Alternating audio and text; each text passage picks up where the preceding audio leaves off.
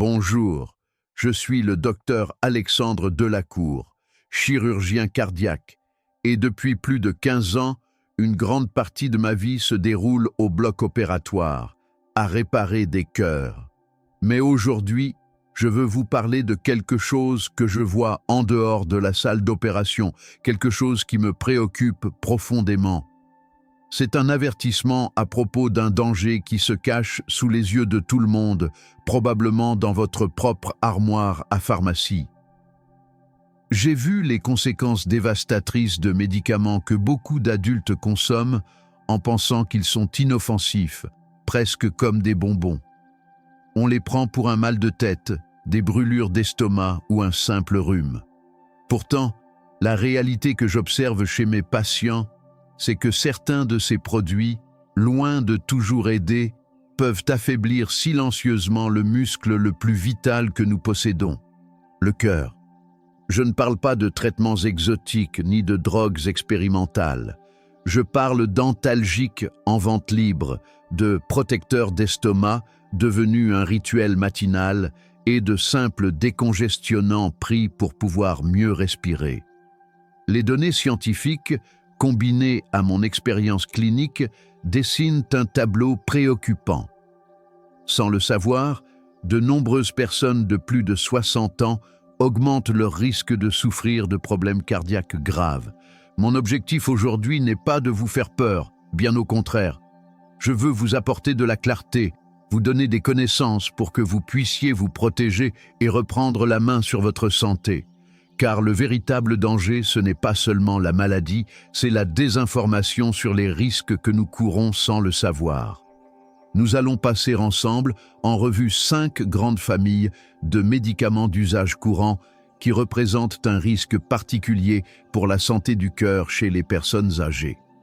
Je vais vous expliquer pourquoi ils peuvent être dangereux, comment ils agissent et surtout ce que vous pouvez faire concrètement. Restez avec moi, car ces informations pourraient littéralement sauver votre vie ou celle de quelqu'un que vous aimez. Numéro 5. Le danger caché derrière le soulagement de la douleur. Les anti-inflammatoires non stéroïdiens AINS. Commençons par la famille de médicaments la plus courante dans n'importe quel foyer. Les anti-inflammatoires non stéroïdiens ou AINS. Des noms comme ibuprofène, naproxène ou diclofénac vous sont sûrement familiers. Ce sont souvent nos premiers réflexes pour un mal de tête, une douleur lombaire ou les douleurs de l'arthrose. Ils sont efficaces, cela ne fait aucun doute, mais les utiliser sans contrôle, surtout après 60 ans ou lorsque l'on a déjà un problème cardiaque, c'est un peu comme jouer à la roulette russe. Depuis des années, la communauté médicale sait que ces comprimés en apparence anodins ont un côté obscur. Dès 2005, la FDA aux États-Unis a exigé des avertissements clairs concernant le risque d'infarctus et d'accident vasculaire cérébral. Laissez-moi vous raconter l'histoire de Robert, un de mes patients, 72 ans, passionné de jardinage. Il souffrait d'arthrose au niveau des genoux et, pour calmer la douleur, il prenait du diclofénac presque tous les jours. Un après-midi, alors qu'il s'occupait de ses rosiers, il s'est senti épuisé, à bout de souffle, et ses chevilles avaient doublé de volume. Aux urgences, nous avons découvert qu'il faisait une insuffisance cardiaque aiguë. Son cœur, déjà mis à rude épreuve par l'âge et une hypertension modérée, n'en pouvait plus. Le déclencheur n'était pas une nouvelle maladie cardiaque, mais l'usage prolongé de cet anti-inflammatoire supposé banal. Comment quelque chose d'aussi répandu peut-il être si dangereux? Le mécanisme est subtil. Les AINS bloquent certaines enzymes pour réduire l'inflammation, mais ce faisant, ils interfèrent aussi avec des substances qui protègent nos reins et nos vaisseaux sanguins. Cela entraîne 2 effets majeurs. D'abord, ils font retenir du sel et de l'eau à l'organisme. Imaginez que votre cœur soit une pompe. Si tout à coup il y a beaucoup plus de liquide dans les tuyaux, la pompe doit travailler en surrégime. Un cœur jeune peut supporter cette surcharge, mais un cœur vieilli, raidi par le temps ou déjà affaibli par l'hypertension peut se décompenser, comme chez Robert. Ensuite, les AINS peuvent contracter les vaisseaux sanguins et faire monter la tension artérielle.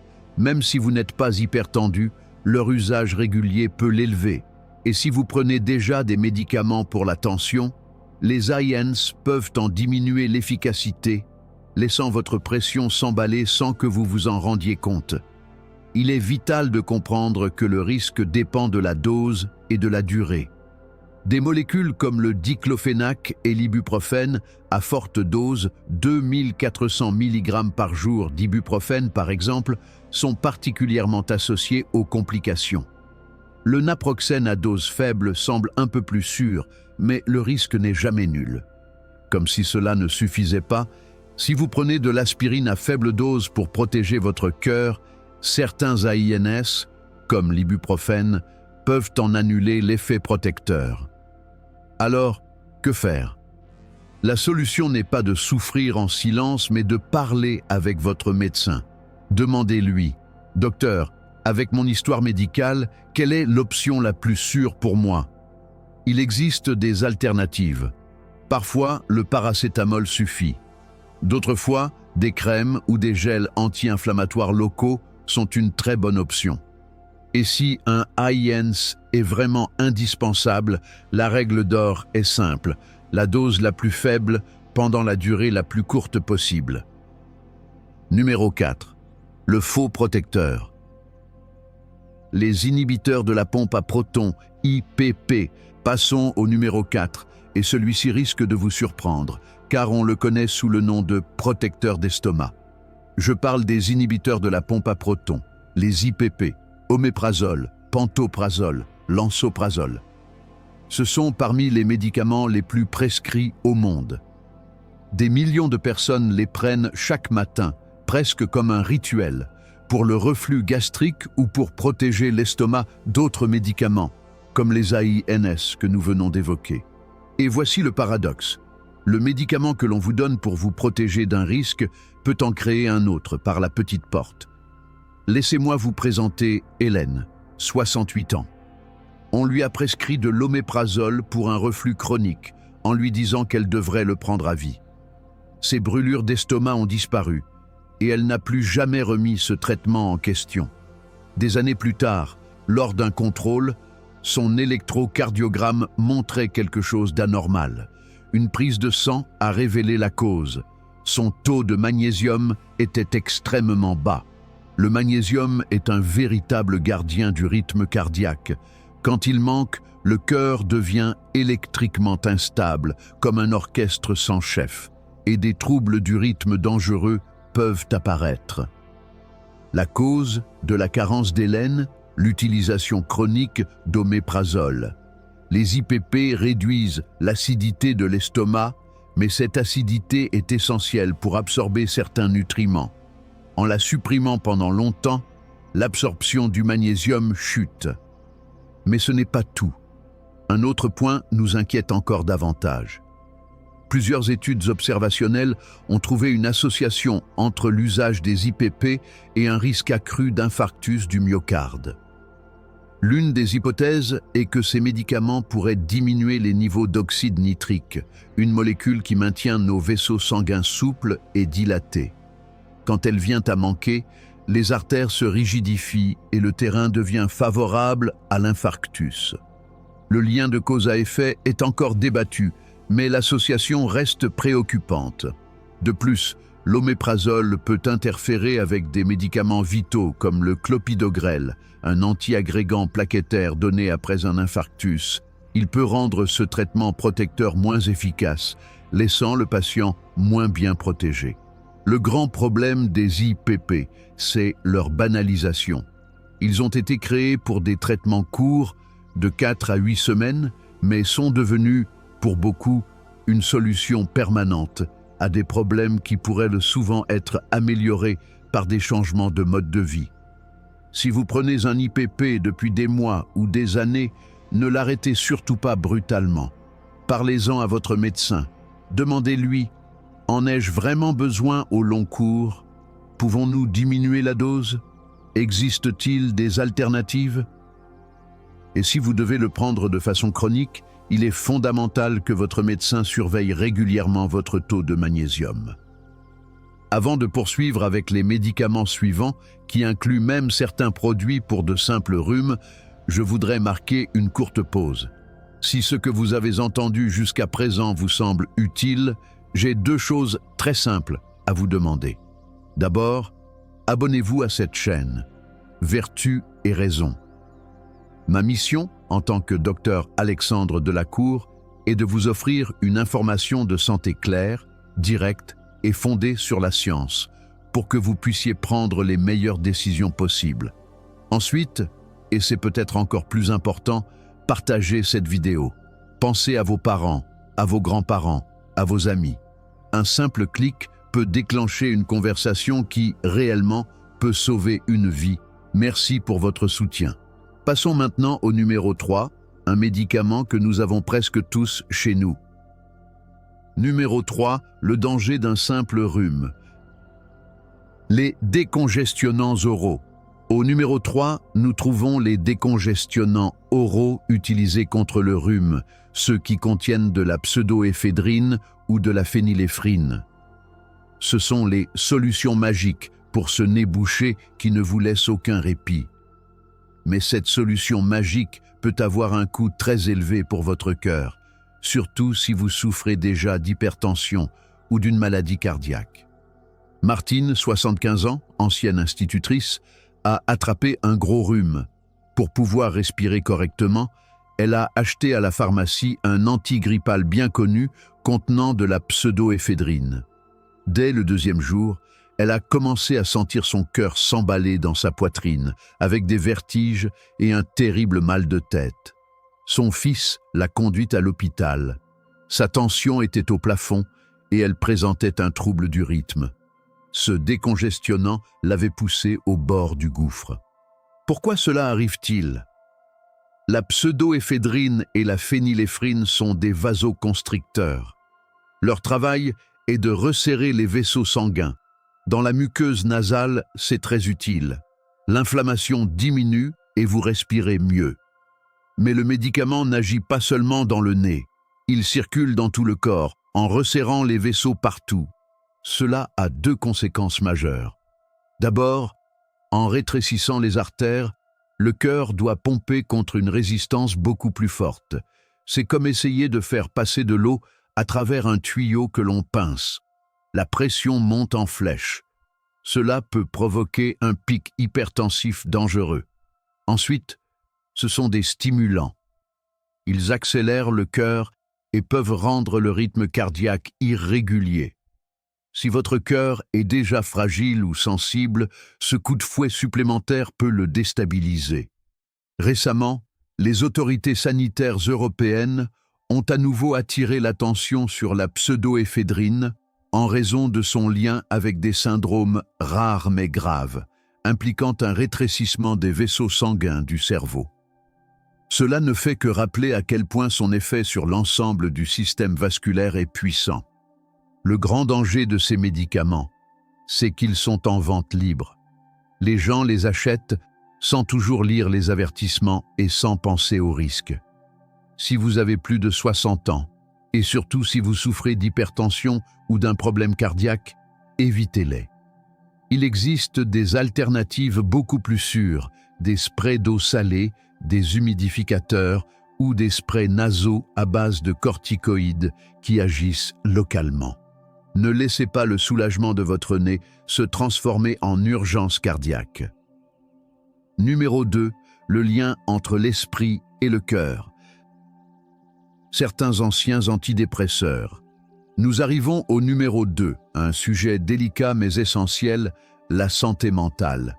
Je parle d'une classe d'anciens antidépresseurs encore utilisés aujourd'hui, parfois pour la dépression, parfois pour les douleurs chroniques, les antidépresseurs tricycliques avec des noms comme amitriptyline ou imipramine. La dépression, en elle-même, est un facteur de risque des maladies cardiovasculaires. Il est donc crucial de la traiter. Mais la façon dont nous la traitons compte énormément et ces médicaments peuvent être problématiques pour le cœur d'une personne âgée. François, 78 ans, souffrait de douleurs insupportables aux pieds à cause de sa neuropathie diabétique. Son médecin lui a prescrit une faible dose d'amitriptyline. La douleur s'est atténuée, mais il a commencé à avoir des vertiges chaque fois qu'il se levait.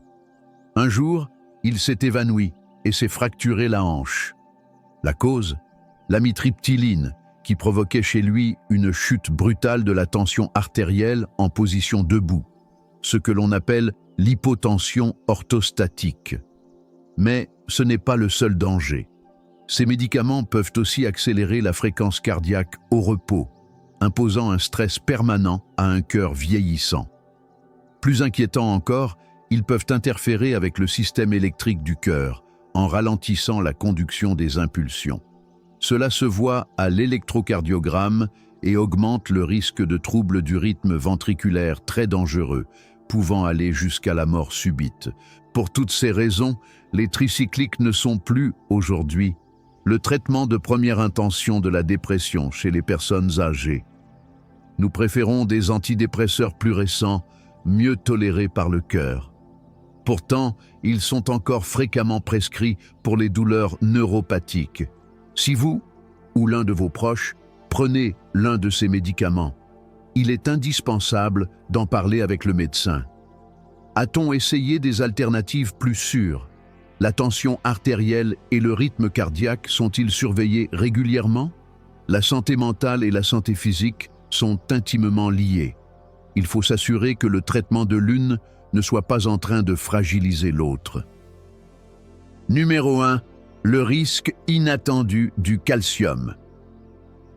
Les compléments de calcium, et nous arrivons au numéro 1. C'est sans doute le point le plus controversé et le plus débattu, mais j'ai le devoir de partager avec vous les préoccupations qui existent aujourd'hui dans la communauté scientifique. Je parle des compléments de calcium. Oui, vous avez bien entendu, ces comprimés que des millions de personnes prennent tous les jours pour protéger leurs os de l'ostéoporose. Pendant des décennies, le message était simple. Prenez du calcium pour avoir des os solides. Mais ces dernières années, de plus en plus d'études remettent en question la sécurité de ces compléments pour le cœur. Permettez-moi de vous raconter l'histoire de Lucie, 70 ans. Inquiète pour sa santé osseuse, elle a commencé, de sa propre initiative, à prendre un complément de calcium à forte dose. Quelques années plus tard, elle a fait un infarctus. Elle ne présentait pourtant pas les facteurs de risque classiques. Elle ne fumait pas, son cholestérol et sa tension étaient corrects. En étudiant les causes possibles, l'équipe médicale a fini par s'intéresser à ce complément quotidien.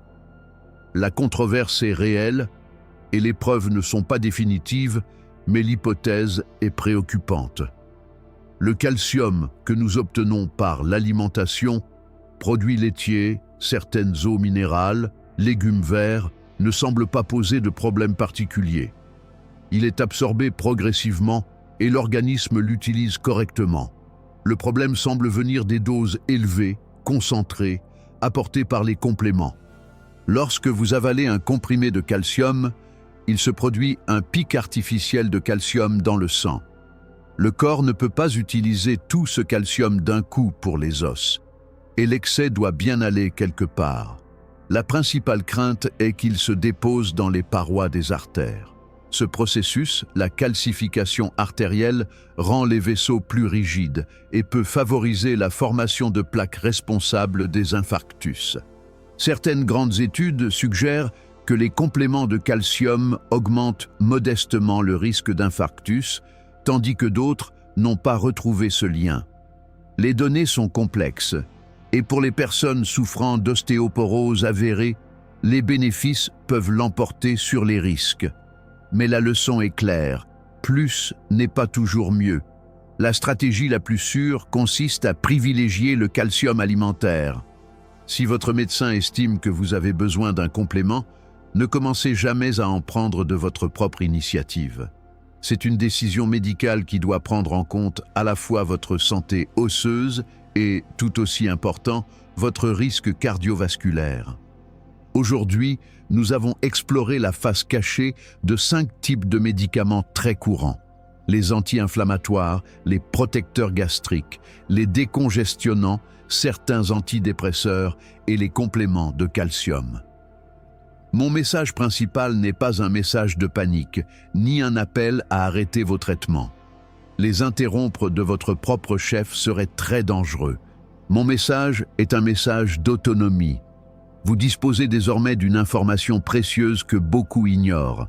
Vous savez qu'un comprimé pour l'arthrose peut surcharger votre cœur. Vous savez que votre protecteur d'estomac peut influencer votre rythme cardiaque. Vous savez qu'un simple remède contre le rhume peut présenter un risque si votre cœur est fragile. Servez-vous de ces connaissances pour devenir un acteur à part entière de votre propre santé. La prochaine fois que vous verrez votre médecin, allez-y préparé. Emportez une liste de tout ce que vous prenez, y compris les compléments alimentaires et les vitamines, et posez des questions claires. Docteur, j'ai lu que ce médicament pourrait avoir des risques pour mon cœur. Est-ce toujours la meilleure option pour moi? Existe-t-il des alternatives plus sûres? Devons-nous surveiller certains paramètres comme la tension ou faire des analyses? Chaque traitement est un équilibre entre bénéfices et risques, et cet équilibre change avec l'âge. Votre cœur travaille pour vous depuis des décennies. Il mérite un soin d'une infinie délicatesse. Le protéger est l'un des plus beaux investissements que vous puissiez faire pour votre avenir. Ne considérez plus aucun médicament comme anodin, aussi courant soit-il. Et maintenant, je vous demande une dernière chose. Partagez votre expérience dans les commentaires. Certaines de ces informations vous ont-elles surpris? Vos témoignages peuvent aider d'autres personnes à ouvrir les yeux. Et souvenez-vous toujours, parlez avec votre médecin. Cette conversation est le pas le plus important que vous puissiez faire aujourd'hui pour protéger votre cœur pour demain. Prenez bien soin de vous.